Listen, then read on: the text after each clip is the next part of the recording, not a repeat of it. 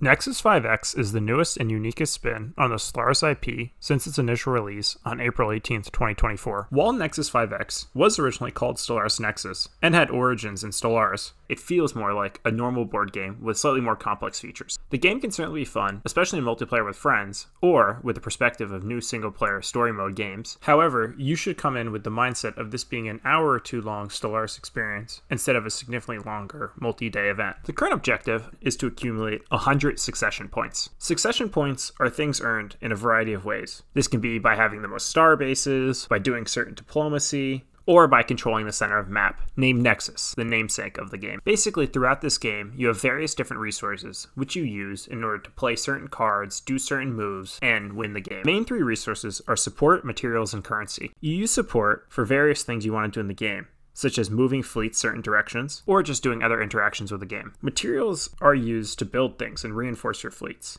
and construct new buildings, etc. While currency can be used to support or materials, meaning it can be used to play both and can interact, and it's important to have a reserve of these. The main interaction with the game, almost similar to picking researches in main Stellaris, is edicts. Like in Stellaris, not having every research option possible in the game, but be able to pick through a few, edicts are something you get every turn, which would be a handful of cards you can play and choose from. For example, you want to research or construct a new shipyard or something else, you need to wait to have that edict card, and if you don't get it this turn, you have to wait for a future turn. Or if you're feeling unsure about using it, you'll miss out if you don't use it right now, with each edict granting a buff or changing your situation in the game. On top of this, the game has various different factions, which will allow you to interact and play differently. The human faction, for example, usually can do more things, but at the cost of costing more resources, while other factions, for example, have more likelihood of drawing research or have better militaries. That being said, I don't think it's a bad thing that Nexus 5X isn't Stellaris. This is meant to be a game you can quickly pick up and play with multiple friends. And if you're interested in Stellaris, that's great.